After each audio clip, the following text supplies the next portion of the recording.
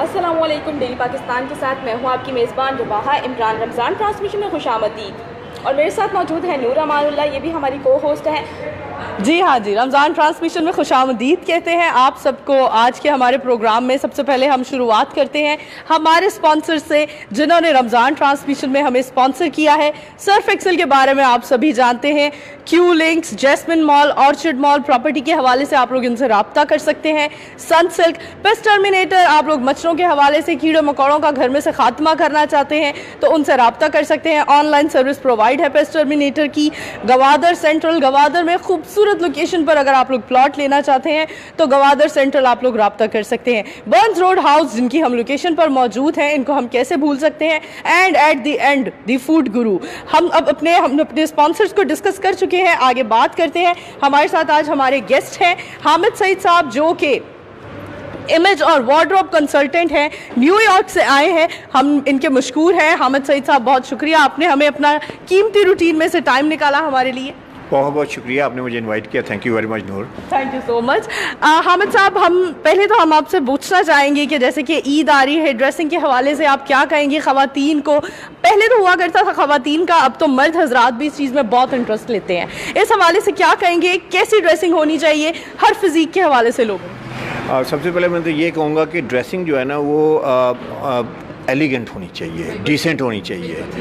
क्योंकि जो एलिगेंट और डिसेंट ड्रेसिंग है ना, वो आप बाद में भी वो कपड़े पहन सकते हैं। अगर आप कोई ऐसे चमकीले कपड़े, मैं कहूँगा ईद एक पाकीज़ा दिन है और बड़ा मुबारक दिन है, तो उसके ऊपर जो है ना इस तरह पार्टी वार्टी की ड्रेसिंग मत की जाए। एक बात आपने बहुत खूब की, हमारे यहाँ माशरे में, हमारी सोसाइटी में, कल्चर में ईद को थोड़ी शादी की ड्रेसिंग से मुंसलिक कर दिया गया है कि लाजमी कर दिया गया है कि अगर ईद है तो हमारी ड्रेसिंग थोड़ी स्पेंगली क्लोथ्स होने चाहिए। इस हवाले से हाँ, पार्टी लुक होनी चाहिए। इस हवाले से क्या कहेंगे? ऊपर से ईद आ भी गर्मियों में रही है, कैसी ड्रेसिंग होनी चाहिए? देखिए, सबसे बड़ी बात है, चमकीली जो चीज़ें होती हैं वो यूजुअली चीप लगती हैं और फिर गर्मियों में तो और भी चुभती हैं। तो मैं ये कहूँगा कि बिल्कुल आप जो है ना चमकीली चीज़ों से परहेज़ करें।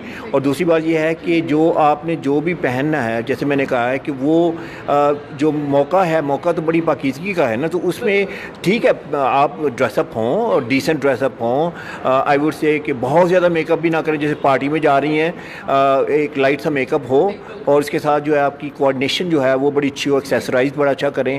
आप लेट्स से फॉर एग्जांपल अगर आपने प्लेन में एक सूट बनवाया है फॉर एग्जांपल, साथ में पाइपिंग कर सकती हैं उसके। जैसे याद है ना बेनज़ीर भुट्टो कितनी अच्छी ड्रेसिंग करती थी, है कि नहीं है? तो एक और है हिना रबानी, आप देखें कि भाई कितनी ज़बरदस्त ड्रेसिंग है और उस तरह की ड्रेसिंग जो है ना वो बड़ी एलिगेंट लगती है। तो मैं ये कहूँगा पूरी फैमिली में आपको पसंद किया जाएगा और अप्रिशिएट भी करेंगे। और ख़ास तौर पर मैं ये कहूँगा माओं के लिए, माएँ जो है ना वो एक रोल मॉडल हैं, तो बच्चे जो देखते हैं उनको, तो अगर माँ जो है वो अगर बिल्कुल भी ड्रेसअप नहीं हुई तो वो भी अच्छा नहीं है। तो मैं कहूँगा कि ईद का त्यौहार है, हमारा बड़ा मेन इवेंट है, तो आई वुड से कि उसे हम सेलिब्रेट करें और स्टाइल में सेलिब्रेट करें और उसके साथ उसमें ख़ास तौर पर ख्याल रखें कि हम जो है ना ओवर ना करें, ओवर ड्रेसिंग ना हो, ओवर डन ना हो। मेरा भी आपसे एक सवाल है कि जो अमेरिका में आपने फार्मूला वो डेवलप किया, उस बारे में आप क्या कहेंगे? बिल्कुल, एक बहुत खूबसूरत फार्मूला अमेरिका में आपने जो डेवलप किया न्यूयॉर्क में, कि ड्रेसिंग का एक फार्मूला है, वो हमारे व्यूवर्स को बताएं ताकि हर इंसान के लिए अच्छी ड्रेसिंग करना आसान हो। एग्जैक्टली। ड्रेसिंग देखिए, अगर ड्रेसिंग पूरी एक साइंस है। ड्रेसिंग ये नहीं है कि जो मर्जी आया देखा वो पहन लिया। क्योंकि सबसे लोग जब मिस्टेक क्या करते हैं, वो किसी को देखते हैं पहने हुए तो वो भी पहनना शुरू कर देते हैं। तो हालांकि वो जो उस बंदे के ऊपर अच्छी लग रही है ना वो चीज़, आपके ऊपर तो नहीं, आप तो एक यूनिक इंडिविजुअल बंदे हैं। तो मैंने ड्रेसिंग का फॉर्मूला जो डेवलप किया है वो उसे कहते हैं 5 P's ऑफ ड्रेसिंग, यानी 5 उसके पॉइंट्स हैं। अगर उनको मद्देनज़र रख के आप करेंगी तो मर्द औरत डज़न्ट मैटर, बच्चा, they will look absolutely fantastic. Number 1, colour के बारे में लोग पूछते हैं कि जी मेरे को कलर कौन सा अच्छा लगता है, तो मैं हमेशा ये कहता हूँ कि अल्लाह ताला ने हर बंदे को अपना eye colour, hair colour, skin tone दी है जो बड़ी यूनिक है। तो अगर हम उसको फॉलो करें और जैसे अल्लाह ताला ने हमें वो कलरेशन दी है, अगर उसके कंपेटेबल हम कपड़े पहनेंगे तो हम बहुत अच्छे लगेंगे। इसका अक्सर आपने देखा होगा, कई बार हम बहुत अच्छे लग रहे होते हैं तो हमें कॉम्प्लीमेंट मिलते हैं कि आज बड़ी अच्छी लग रही हो या आज बड़े अच्छे लग रहे हो। एक्चुअली क्या होता है कि वो कलर होता है कि जो आपके ऊपर वो बड़ा सज रहा होता है, सूट कर रहा होता है। अच्छा, एक और बात बताऊँ मैं कलर के बारे में। जब आप कलर अच्छा पहनती हैं ना, जो पर्टिकुलरली ख़ास तौर पर जो फेस के करीब आता है, जैसे दुपट्टा है, हिजाब है, ये कमीज़ है, तो आपकी जो स्किन है ना वो ग्लो करती है। कभी ऐसे है कि नहीं है? आपकी आइज़ बिल्कुल वाइब्रेंट हो जाती हैं, आप ऐसे लगते हैं जैसे फुल ऑफ एनर्जी हैं, आप ऐसे लगते हैं कि जैसे you are full of life and you can go there और पूरा conquer the world, that sort of thing. अगर आप नेचर के अगेंस्ट जाते हैं, आप ऐसे कलर्स पहनते हैं जो कलर्स आपकी स्किन टोन के कंपेटेबल नहीं है, तो आप इतने अच्छे नहीं लगते। तो होता क्या है कि आप लेज़ी लगते हैं, लेथार्जिक लगते हैं, टायर्ड लगते हैं। तो कौन टायर्ड लुक चाहेगा? कोई भी नहीं चाहता। तो पहली बात यह है कि कलर। दूसरी बात यह है कि जो दूसरा उसका प्रिंसिपल है वो ये है कि आपने वो कपड़े पहने जो आपकी बॉडी पे सूट करें। अच्छा, अब कुछ लोग शॉर्ट हैं, कुछ लोग टॉल हैं, कुछ लोग हैवी हैं, तो आपने वो देखना है कि आपकी बॉडी के ऊपर क्या चीज़ सूट करती है। आपने ये नहीं देखना फैशन में क्या है। ठीक है, फैशनी भी होना चाहिए, ट्रेंडी भी होना चाहिए, लेकिन ये पहले अपनी बॉडी को देखें। फॉर एग्जांपल, अगर एक मोटा बंदा है, जैसे बंदे की बात कर लेते हैं, अगर वो स्लिम फिट पहनता है, बहुत टाइट कपड़े पहनता है, तो क्या होगा? उसकी टमी और ज़्यादा बाहर निकल आएगी, ऐसे होगा कि नहीं? उसके हिप्स और बाहर हो जाएंगे, उसकी शोल्डर और बाहर आ जाएंगे, तो एक्चुअली वो उसके लिए ग्रेट फिट नहीं है। तो ये उसका दूसरा पॉइंट है। तीसरा पॉइंट ये है कि आप अपनी पर्सनैलिटी का ख्याल रखें कि आपकी पर्सनैलिटी का, कहते हैं ना, आपकी पर्सनैलिटी पर सूट करने चाहिए कपड़े। अच्छा, कुछ लोग हैं, जैसे आप लोग हैं, ठीक है ना, आप आप सेंटर ऑफ अटेंशन हैं, आप एक शो को लीड कर रही हैं, आप एंकर हैं, ऑल दैट, आप थोड़ी सी स्टाइलिश भी लग रहे हैं, थोड़ी ग्लैमरस भी लग रहे हैं, तो आपको सूट करेगा। देखिए, एक बंदा जो है वो कहता है नहीं नहीं नहीं, मुझे पीछे रहने दो, मैंने आगे नहीं आना, मैंने बात नहीं करनी। हाँ, तो उसको जो है ना, उसकी पर्सनैलिटी के मुताबिक मोर ट्रेडिशनल कंजर्वेटिव क्लोथिंग अच्छी लगी। अच्छा, फोर्थ चीज़ जो है ना बड़ी इंपॉर्टेंट है कि आप आफ्टर ऑल अगर काम करते हैं, जॉब है आपकी, तो आपकी कोई ना कोई पोजीशन तो है ना। अगर आप सीईओ ऑफ ए कंपनी हैं तो आपको सीईओ लगना चाहिए ना। ये तो नहीं कि सीईओ हैं तो आप क्लर्क लगें, ठीक है? कई ऐसे सीईओ हैं जो क्लर्क लगते हैं। तो आपने पोजीशन का ख्याल रखना है। लास्ट बात जो है ना, पांचवी पॉइंट ये है कि आपने अपनी प्रोफेशन का ख्याल रखना है कि आप क्या करते हैं। आप बैंकर हैं तो बैंकर की तरह लगें, अगर आप जज हैं तो जज लगने चाहिए, अगर लॉयर हैं तो लॉयर लगने चाहिए। अच्छा, अब ये 5 पॉइंट हम दोबारा अगर रिपीट करें तो इसमें है कि अगर सपोज आप ऐसे कलर पहनेंगी, लेंगी, खरीदेंगी जो आपके ऊपर अच्छे नहीं लगते, तो क्या होगा? एक बाइंग मिस्टेक करेंगी। ऐसी बात है कि नहीं है? आप लेके चली जाएंगी, पहनेंगी कभी नहीं। अगर आपकी बॉडी पे फिट नहीं होगा, स्टाइल अच्छा नहीं होगा, तब भी आप नहीं पहनेंगे बाद में। और तीसरी बात है, अगर आपकी पर्सनैलिटी पे सूट नहीं करेगा, फिर भी आप बाद में नहीं पहनेंगी। अगर आपकी पोजीशन पे सूट नहीं करेगा, फिर भी नहीं पहनेंगी। तो ये सारी बाइंग मिस्टेक्स हैं। सर बिल्कुल, मेरा आपसे एक सवाल है, जैसे कि रमज़ान का मुबारक महीना है, अब आगे ईद आ रही है, तो गर्मी का भी महीना चल रहा है, तो इंसान को, लोगों को किस तरह के कपड़े पहनने चाहिए ताकि गर्मी ना लगे और ईद भी अच्छी गुजर जाए? अच्छा, मसलन सबसे पहली बात मैं कहूँगा कि कॉटन शर्ट और ये जो है आपकी कमीज़, शर्ट, सलवार कमीज़ हो गई, वो कॉटन में लें। क्योंकि जब आप कॉटन में नहीं लेते ना, जैसे कोई पॉलिएस्टर मिक्सड है या वॉशिंग वेयर है, वॉशिंग वेयर ब्रीथ नहीं करता, तो ऐसे चिपचिपा सा हो जाता है और गर्मी भी है सारा। तो आई वुड से कि आप जो है वो कॉटन में रहें। कॉटन जो है ज़्यादा कंफर्टेबल है, कॉटन ब्रीथ करता है। और सबसे बड़ी बात पता है क्या है? सिलाई अच्छी करवाएं, स्टिचिंग अच्छी करवाएं, चीप स्टिचिंग ना हो। एग्जैक्टली सर, हमने ड्रेसिंग को इतना डिस्कस किया, इसमें अगर बात आ जाती है बजट की, जो बहुत ज़्यादा मैटर करता है। अक्सर लोग हैं वो कहते हैं हम साढ़े को बजट ही नहीं, ऐसी ही कपड़े पाने ने, लेकिन हम बजट को मद्देनजर रखते हुए कम बजट में अच्छी ड्रेसिंग करें, बात तो वो है, खूबी तो वो है, तो हम कैसे कर सकते हैं? इस बारे में कुछ बजट की मैं आपको पूरी डिटेल बताता हूँ। बजट की पहली बात तो ये है कि इसको सेंट्रल, इसमें जो आई वुड से बुनियादी पॉइंट है वो ये है कि अगर हम अपने वार्डरोब को देखें, आप अपनी को देखें, अपने को, मैं अपने वार्डरोब को देखूं, 70-80% जो क्लोथ वहाँ पे हम पहनते नहीं हैं। एक्चुअली हम सिर्फ 20-25% वार्डरोब पहन रहे होते हैं। इसका मतलब है कि 70-80% वेस्टेज ऑफ मनी है।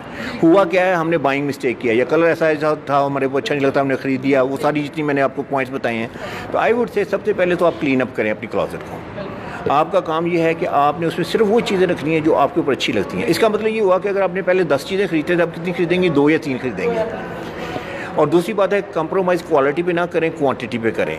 और लेडीज़ के लिए मैं ये सजेस्ट करूँगा कि एक्सेसराइज ज़्यादा करें। मतलब है कि जैसे होता है ना कि आपके पास एक हिजाब है, डिफरेंट है, आपके पास पॉकेट बुक्स हैं, वो ज़्यादा होनी चाहिए। फिर उसके बाद आपकी शूज़ हैं, वो उसकी आपके पास काफ़ी ऑप्शन होनी चाहिए। तो आप अगर बेसिक ब्लैक को लेके भी डिफरेंट एक्सेसरीज कर लेती हैं, आप कितनी आउटफिट बना सकती हैं उसमें। तो ये बजट का है। बजट का मतलब ये नहीं है कि आपने एक आउटफिट पहननी है, उसी हिजाब के साथ पहननी है, उसी दुपट्टे के साथ पहननी है, उसी शूज़ के साथ पहननी है। तो एक बात आपसे और पूछना चाहूँगी, हमारे माशरे में आजकल वर्किंग लेडीज़ का रुझान बढ़ता जा रहा है, और वर्किंग लेडीज़ अक्सर औकात मैंने ऐसा देखा है कि वर्किंग लेडीज़ जब ऑफिस का रुख करती हैं तो वो वही स्पेंगली क्लोथ्स, काम वाले, जो किसी की माइयों में ड्रेस पहना है वो आप किसी ऑफिशियल मीटिंग में पहन गए हो, तो ये काफ़ी एक चीज़ अजीब लगती है, मायूब लगती है। फिर ज्वेलरी की बात करें तो ऑफिशियल ज्वेलरी और होती है और पार्टीज़ की और इवेंट्स की ज्वेलरीज और होती हैं। इस हवाले से क्या गाइड करेंगे, एक वर्किंग वुमेन को कैसा दिखना चाहिए? बहुत बड़ा इशू है वर्किंग वुमेन के लिए। देखें, एक तो बेचारी वो काफ़ी मेहनत करके पढ़ा लिखी है, उसके बाद जब वो जॉब मार्केट में जाती है उसे ये नहीं पता कि कौन सी ड्रेसिंग ओवर ड्रेसिंग है, कौन सी ड्रेसिंग अंडर ड्रेसिंग है।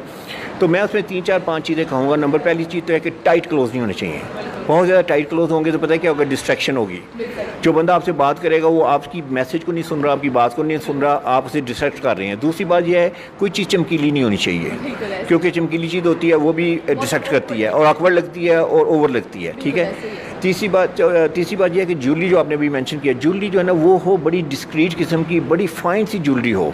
जैसे वो पर्ल्स हैं कितने अच्छे लगते हैं। और उसके बाद यहाँ पे अगर आपने वो क्या कहते हैं टॉप्स जो हैं वो बिल्कुल झुमकों को इग्नोर करके अगर ख़वातीन टॉप्स पहने तो वो ज़्यादा है, बल्कि वो कहते हैं ज्वेलरी ऐसे पहने कि जब चलें तो आवाज़ ना आए। ऑफिस में की बात कर रहे हैं ना कि वो चॉकलेट यहाँ पे बहुत खूबसूरत लगता है। राइट। तो वो ये है कि वो ज्वेलरी हो, हाई हील्स ना हो। ठीक है, आपने पंप्स पहन सकती हैं जो थोड़ी सी हील होती है।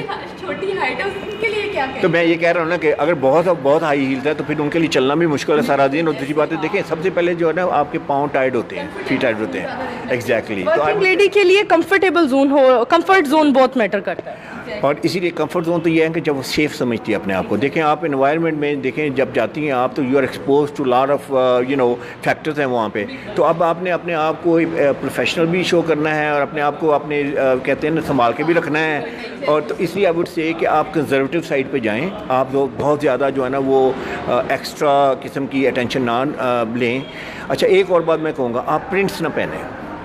अच्छा, आप प्लेन ये बात बल्कि पहले भी आपने मुझे गाइड की थी और मैंने आज भी और पहले भी मैं इस पर हमेशा रद्द अमल करती हूँ। और देखें पता क्या है, जब आप पहनती हैं ना प्लेन कलर्स के साथ आप देखें कि उसके साथ आप पाइपिंग कर सकती हैं, उसको बड़ा अच्छा खूबसूरत बना सकती हैं, आप फेमिनन लग सकती हैं। जैसे मैंने बेनज़ीर भुट्टो की मिसाल दी, आप उनकी पिक्चर सारी निकाल के गूगल आप करके देखें, 99% ऑफ टाइम वो प्लेन जो है ना वो कपड़े पहनती थी।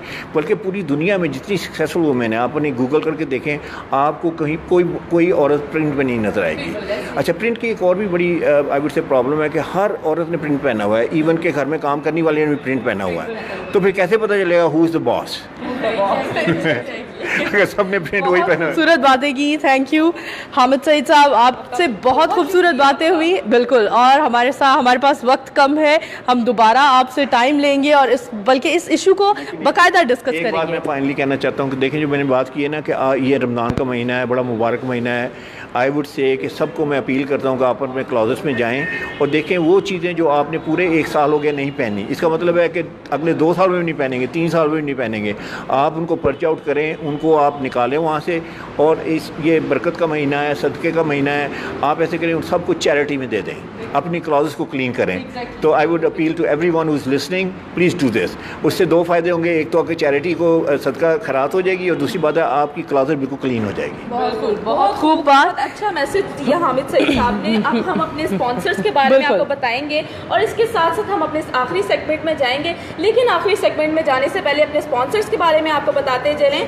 सिर्फ Excel, Q link, Jasmine Mall, Orchard Mall, Sun Silk, bus terminator, Gwadar central, बंस रोड हाउस, जिनकी लोकेशन पे हम मौजूद हैं। और इसके साथ साथ फूड गुरु को हम कैसे भूल सकते हैं। और इसके साथ साथ हमारे साथ रुहेल मौजूद है जो कि नात के लिए हमें खूबसूरत कलाम सुनाएंगे। उनसे गुफ्तगू करते हैं कि आज वो हमें कौन सा कलाम सुनाएंगे। अस्सलाम वालेकुम। आज रुहेल कौन सा कलाम हमें सुनाओगे?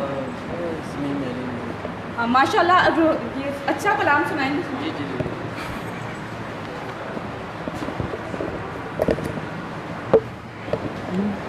ज़मीन मैली नहीं होती, ज़मन मैला नहीं होता, मोहम्मद के गुलामों का कफन मैला नहीं होता। ज़मीन मैली नहीं होती, ज़मन मैला नहीं होता, मोहम्मद के गुलामों का कफन मैला नहीं होता। होता। मोहब्बत कमली वाले से वो जज्बा है सुनो लोगों, ये जिस मन में समा जाए, ये जिस मन में समा जाए, वो मन मैला नहीं होता। मोहम्मद के गुलामों का कफन मैला नहीं होता। गुलों को चूम लेते हैं सहर नम शबनमी कतरे, गुलों को चूम लेते हैं सहर नम शबनमी कतरे। नबी की नात सुन ले तो, नबी की नात सुन ले तो, चमन मैला नहीं होता। मोहम्मद के गुलामों का कफन मैला नहीं होता। ज़मीं मैली नहीं होती, ज़मन मैला नहीं होता। क्या खूब आवाज़ है रुहेल आपकी, ज़बरदस्त। यहाँ आप अपनी मेज़बान नूर अमानुल्लाह को इजाज़त दीजिए। लाइक करते रहे, शेयर करते रहे डेली पाकिस्तान। अब दोबारा आपकी खिदमत में हाजिर होंगे लाइव रमज़ान ट्रांसमिशन के साथ। तब तक के लिए अल्लाह हाफ़िज़।